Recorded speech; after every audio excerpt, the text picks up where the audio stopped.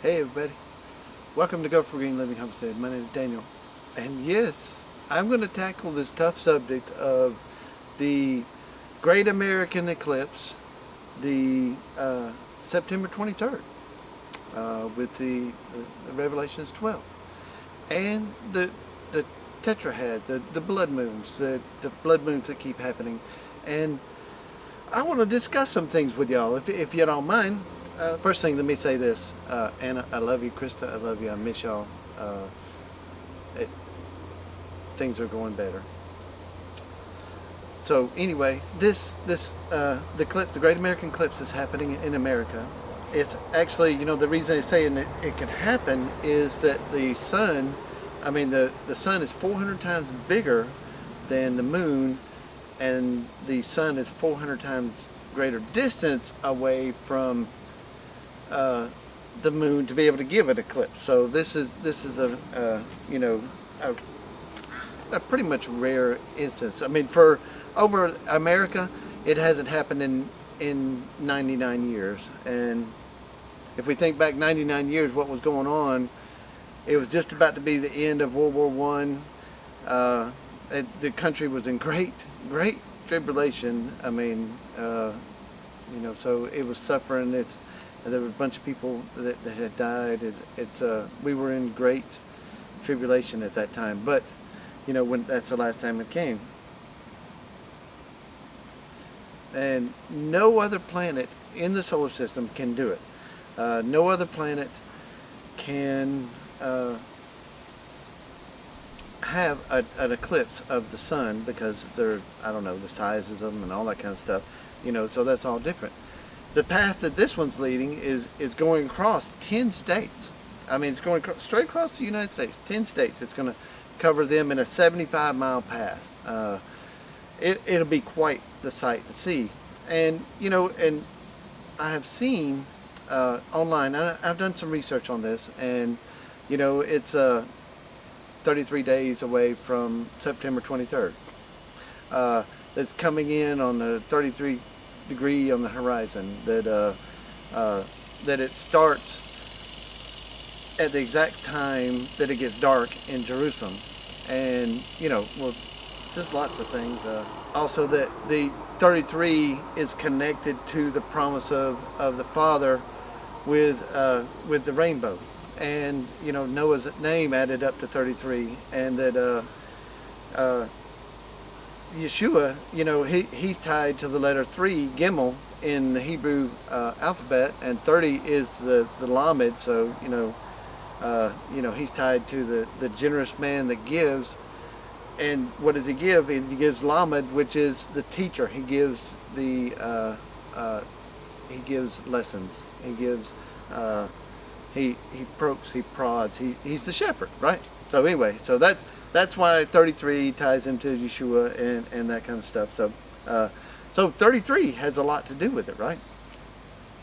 All right, now let's move on to the next one. And this one is a biggie too. The September 23rd. This is something you can physically see with your own eyes, and I have physically gone out and seen this myself. That Jupiter is sitting in the womb of Virgo. Now, let me clarify something right now, that so everybody knows that before the horoscope, the patterns in the stars used to have biblical names and biblical things that they followed.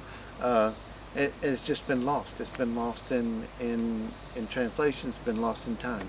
So all we have is the Virgo, which I can imagine only meant something virtuous at one time.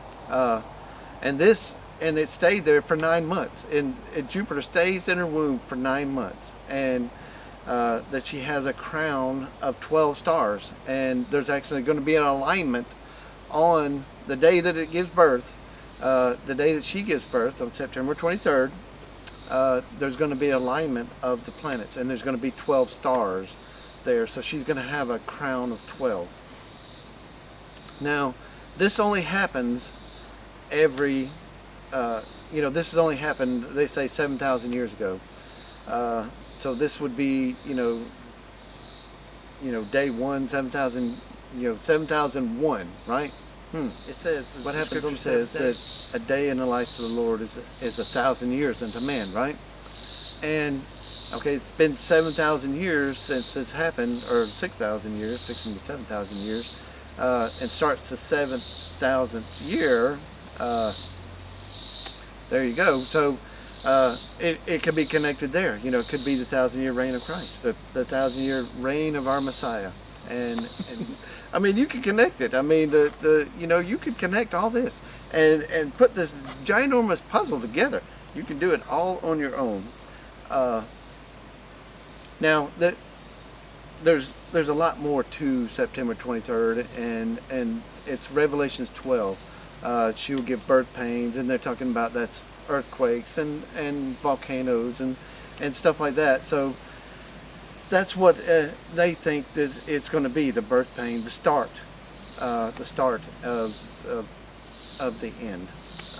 I mean, they're not saying anything's going to happen on that day. It's just the start. It's just the start. Now I want to move on to the tetrahad, the blood moons, the 4 blood moons. I don't know about y'all, but most nights I go out and look at the moon and it's red, and it didn't used to be that, because being in the country, you're a little in touch with what's going on around you. You see things, and many times I've looked at the moon and said, "Oh, that's just full of blood." And this is my take of all this, and this is just my opinion. Y'all know I gotta have one, and especially being on my 3rd day of my fast, I'm seeing into the spiritual, and I'm getting some discernment about this. I think 100% they're signs. I think 100%.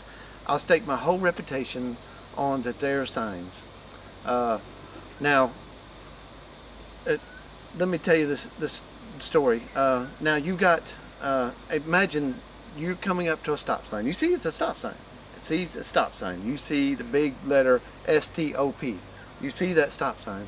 But then you see 15, 20 people out there measuring it, doing the exact angles on the, the sides, and making sure the T is the exact same shape and all that. That's all these other stuff. This is all the other stuff. This is all the 33 and the 7, and I think the Father would make it simple enough that if we do what he says, look up, watch for the signs, then we will see. See, if it hadn't been for the news or YouTube, would we have been watching to see these signs? I can tell you exactly what these signs mean. It's a warning. It's a warning to the Gentiles. It's a warning to people that are not have their heart right. It's like, look, time is here. Time to get ready. If you haven't considered homesteading or anything like this, or have been wanting to and just haven't made the move yet, there's signs. There's signs up. See it? S-T-O-P. Now you want to go measure it? I didn't think so. Guys, I love you, and I appreciate you letting me share this little tidbit with you, because it's been laying on my heart, and I really feel that this might help. All right, Oni Ove Ocha means I love you in Hebrew. Later, guys.